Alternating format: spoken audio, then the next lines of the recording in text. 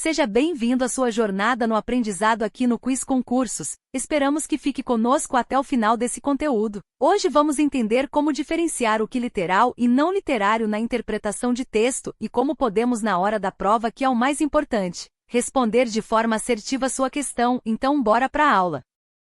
Você já deve ter ouvido que a leitura e interpretação de textos é um dos pilares dos concursos públicos, não é mesmo? Pois é, essa habilidade vai muito além de passar os olhos pelas palavras. Dominar a interpretação significa penetrar nas camadas de sentido, identificar intenções do autor, reconhecer gêneros textuais e os recursos linguísticos usados para construir a argumentação. É preciso relacionar o conteúdo ao contexto sociocultural, algo que faz toda a diferença na hora de responder tanto às questões objetivas quanto à prova discursiva.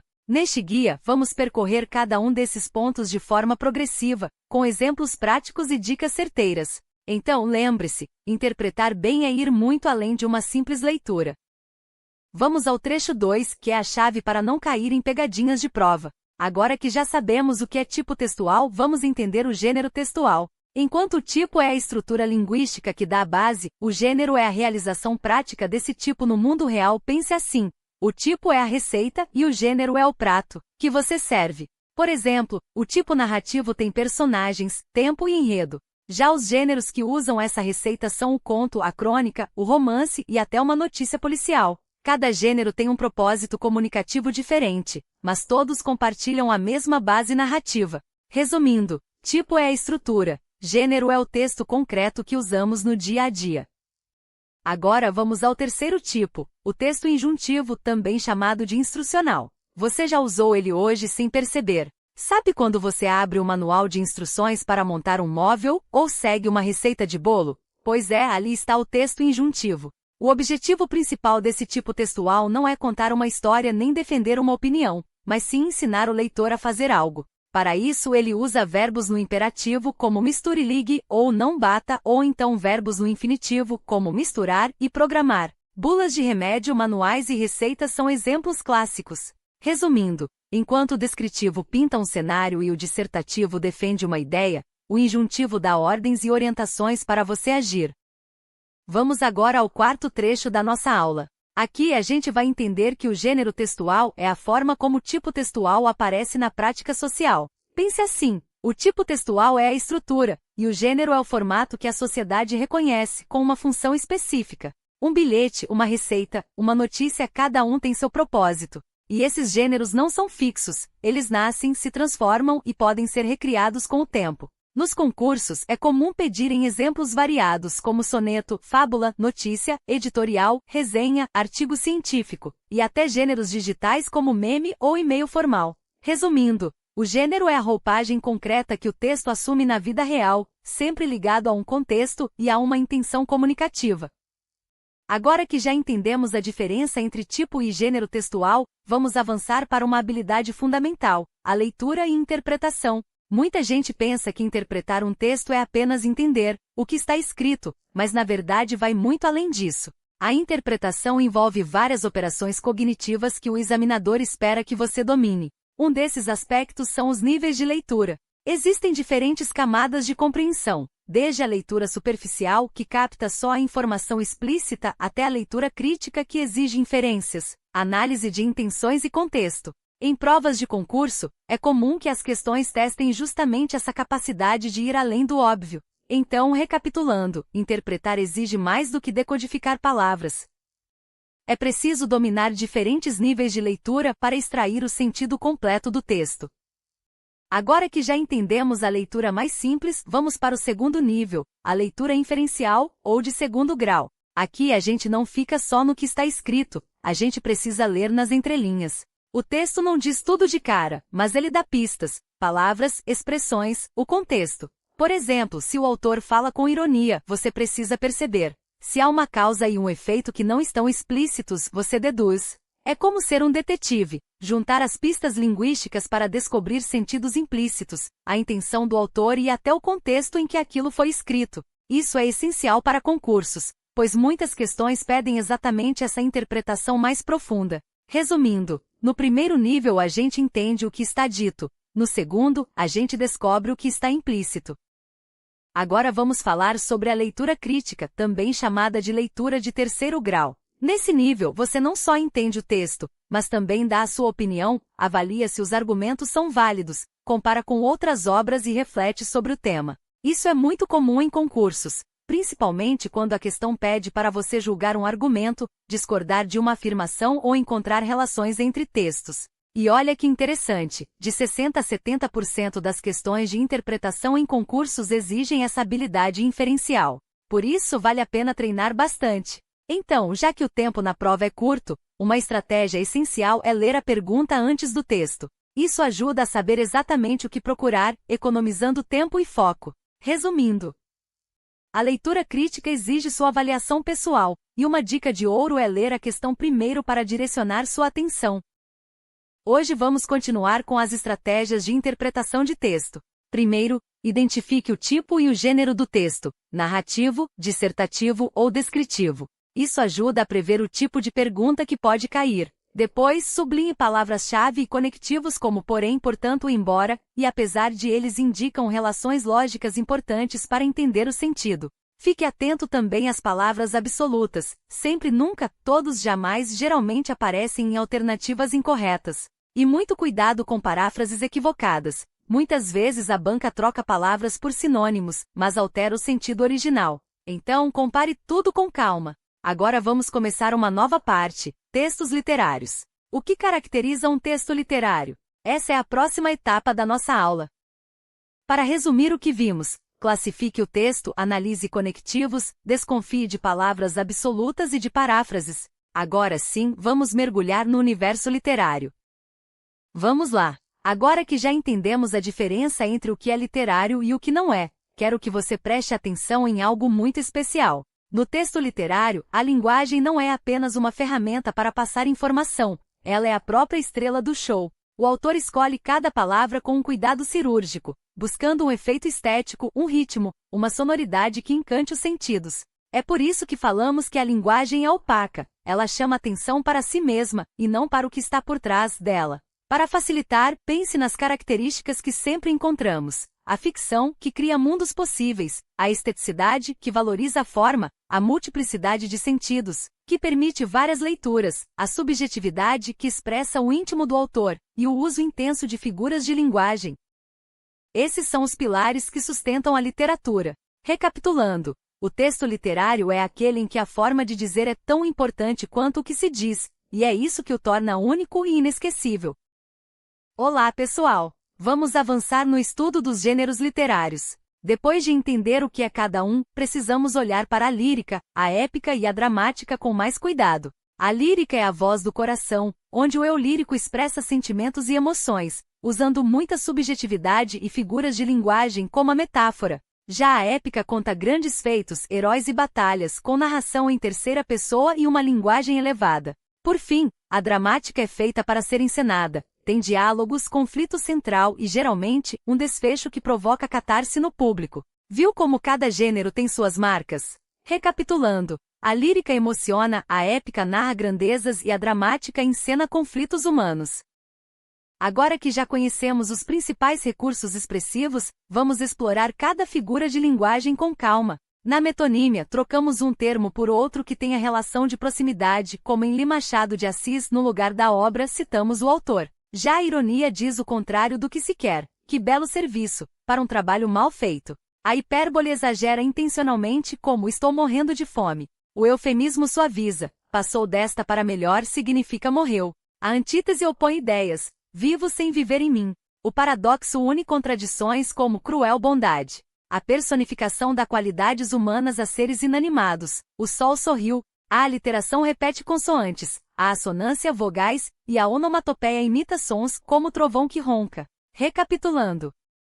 Cada figura tem um efeito específico, todas ampliam o sentido e a beleza do texto. Vamos analisar juntos este trecho do poema. O autor diz: as flores nascem para morrer dividido por e eu nasci para te amar. Dividido por mas tu, cruel, não sabes dividido porque morrerei sem te amar. Perceba como ele constrói o texto usando pares de ideias opostas. De um lado, nascer e morrer, do outro, amar e não amar. Essa contraposição de pensamentos contrários numa mesma frase é a definição exata de antítese. Por isso, a resposta correta é a letra B. Cuidado para não confundir com metáfora. Sim, há uma comparação com as flores, mas o recurso mais forte e evidente aqui é o choque entre os opostos. Resumindo, o poeta usa a antítese para expressar o conflito entre a vida que se encerra e um amor que não se realiza. Vamos agora ao trecho 13, onde a gente mergulha nos textos não literários. Diferente da literatura, que busca emocionar, esses textos têm uma missão prática: informar, instruir ou convencer. A linguagem aqui é mais direta, clara e objetiva, sem rodeios. A principal característica é a objetividade, com foco na função referencial da linguagem, ou seja, o que importa é a informação, não a opinião. Além disso, a clareza é essencial para que você entenda de imediato, e o texto sempre se relaciona com o contexto em que foi produzido. Um exemplo clássico é o texto dissertativo expositivo, como verbetes de enciclopédia ou reportagens informativas. Ele só quer explicar um assunto, sem tentar te convencer de nada. Resumindo, textos não literários são práticos, objetivos e focados em informar com clareza. Vamos agora mergulhar na estrutura argumentativa, que é a espinha dorsal do texto dissertativo. Esse é o gênero mais cobrado em provas discursivas como no Enem, e tem um objetivo claro: convencer o leitor da sua tese. Diferente de um texto instrucional, que ensina a fazer algo, ou de um texto publicitário, que vende um produto, o dissertativo usa argumentos sólidos para defender uma ideia. Pense num editorial de jornal ou num artigo de opinião. O autor apresenta uma posição e a sustenta com fatos e raciocínios. Já o texto jornalístico informativo busca só transmitir a notícia, sem opinião. E o jurídico? Esse usa uma linguagem técnica, cheia de deve, pode, e é proibido. Resumindo, na argumentativa, você não apenas informa, você convence, organizando ideias de forma lógica para provar seu ponto de vista. Nas provas de concurso, a interpretação de textos não literários exige que você saiba identificar argumentos, premissas e conclusões. Por isso, é essencial dominar a estrutura argumentativa. Tudo começa com a tese e a ideia principal que o autor defende. Em seguida vêm os argumentos, que são as razões para sustentar essa tese. Eles podem ser de autoridade baseados em especialistas, estatísticos com dados numéricos, de exemplificação com casos concretos, de causalidade, mostrando causa e efeito, de analogia comparando situações, e concessivos, que apresentam uma objeção para depois refutá-la. Depois, temos a conclusão, que é a síntese lógica dos argumentos. E não esqueça dos contra-argumentos, ideias contrárias que o autor rebate. Resumindo, para interpretar bem, foque na tese, nos tipos de argumento, na conclusão e nas refutações. Agora vamos falar sobre os conectivos, que são fundamentais para interpretar textos não literários. Eles estabelecem relações lógicas entre as ideias. Por exemplo, os aditivos como e também servem para acrescentar informações. Já os adversativos como mas e porém indicam oposição ou restrição. Temos também os causais como porque e já que apresentam uma causa. Os conclusivos como portanto e logo mostram uma consequência lógica. Os concessivos como embora e apesar de fazem uma concessão, algo que não impede a conclusão principal. Os condicionais como se e caso estabelecem uma condição. E os conformativos como conforme e segundo indicam conformidade com algo. Perceba como cada tipo muda o sentido da frase. Resumindo, reconhecer esses conectivos é essencial para entender a estrutura lógica de qualquer texto não literário. Olá, pessoal! Vamos continuar nossa aula sobre interpretação de textos, focando agora nos conectivos e como eles são essenciais para a sua prova. Existem 3 tipos principais que você precisa dominar: os comparativos como assim como e mais que, os consecutivos como tão que e de modo que, e os explicativos como ou seja e isto é. Cada um estabelece uma relação lógica diferente: comparação, consequência ou explicação. A dica de ouro é: quando a questão pedir para identificar a relação entre 2 períodos, olhe primeiro para o conectivo e descubra qual lógica ele está criando. Essa é a chave para não errar. Depois disso, partimos para a habilidade de identificar a ideia central do texto, que é a mensagem principal do autor, mais concisa que um resumo. Recapitulando, conectivos revelam relações lógicas, e a ideia central é o ponto de partida do texto. Vamos em frente. Continuando nossa aula, vamos agora para um ponto muito importante: os sentidos implícitos. Eles são aquilo que o autor não escreve diretamente, mas que você precisa deduzir. Para identificar, pergunte-se: se eu resumisse o texto em uma frase, o que diria? O primeiro tipo é o pressuposto, uma informação que o texto já trata como verdadeira, que está por trás das palavras. Por exemplo, se alguém diz: o prefeito parou de roubar, o pressuposto é que ele roubava antes. Já o subentendido depende do contexto. Se alguém diz: está chovendo em uma despedida, o subentendido é que a pessoa não deve sair. Por fim, temos o discurso direto, que reproduz exatamente a fala do personagem, como em: ele disse, estou cansado. Resumindo, vimos que o pressuposto está na estrutura da frase, o subentendido no contexto, e o discurso direto reproduz a fala literal.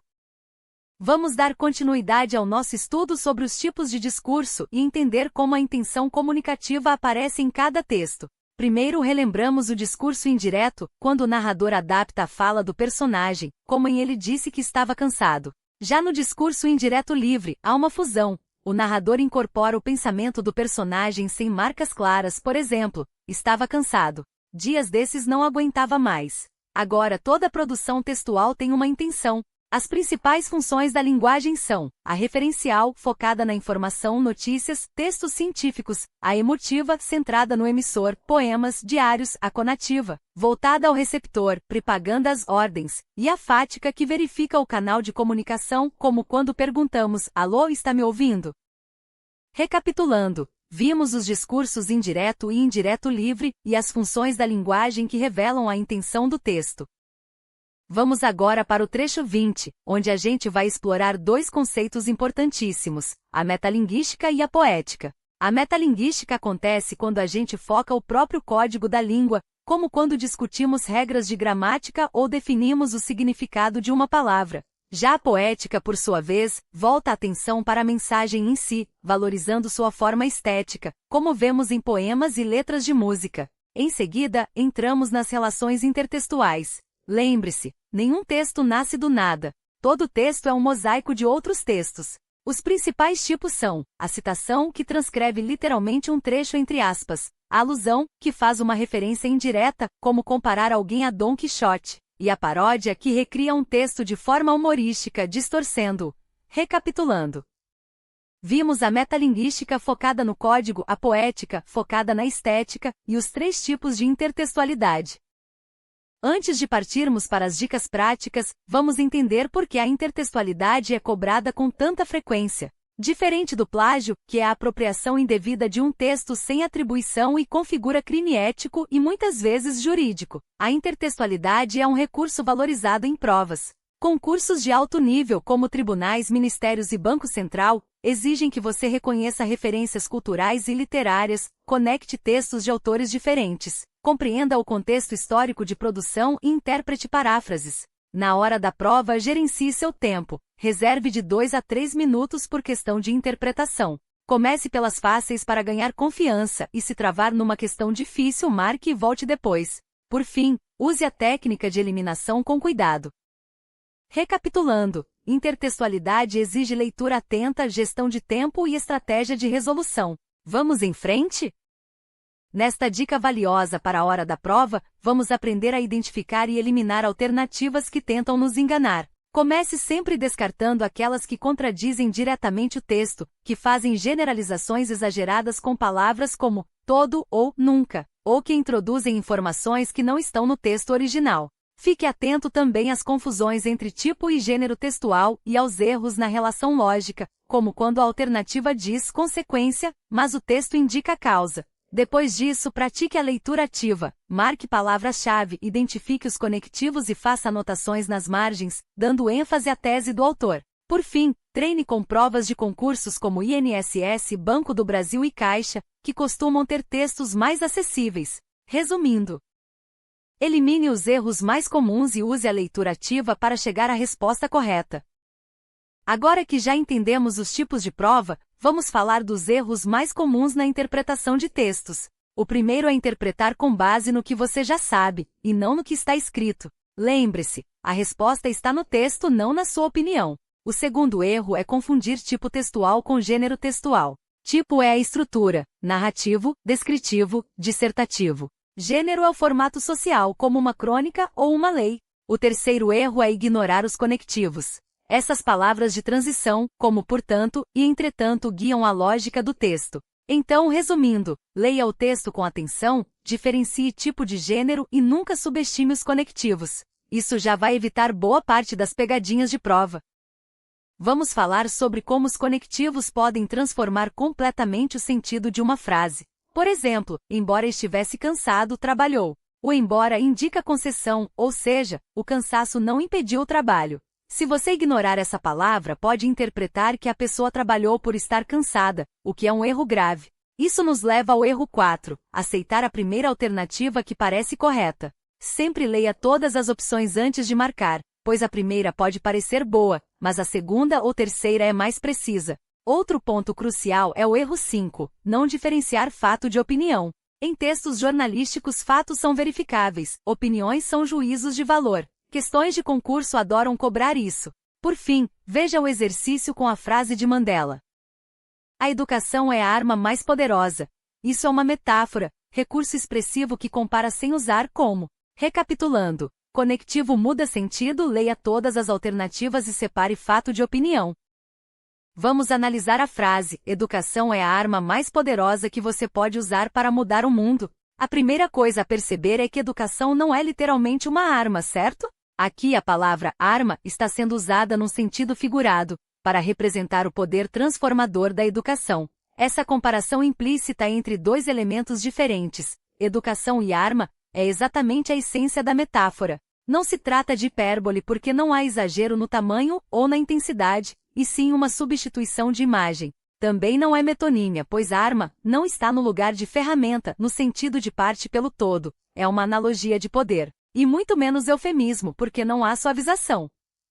Portanto, ao percebermos que a educação é comparada a uma arma por sua força de mudar o mundo, concluímos que a alternativa correta é a letra A, metáfora. Olá, pessoal! Vamos analisar o trecho 26 que trata dos tipos de discurso. Temos 4 alternativas: discurso do governo, jornalístico, econômico e político partidário. O texto em questão apresenta informações de fontes governamentais e de economistas independentes, sem tomar partido ou adotar tom crítico. Isso caracteriza exatamente o discurso jornalístico informativo, que busca equilíbrio ao mostrar diferentes pontos de vista de forma objetiva. O autor não defende uma posição, apenas transmite a notícia cumprindo sua função de informar. Portanto, a resposta correta é a letra B. Recapitulando, o texto jornalístico informativo se destaca por apresentar os dois lados da questão com imparcialidade, sem viés explícito. Vamos analisar agora um ponto muito importante sobre as superstições. O autor nos explica que o medo, especialmente o medo da mudança, é a origem de todas elas. Isso quer dizer que não são as superstições que criam o medo, o caminho é inverso. Olhem a alternativa A.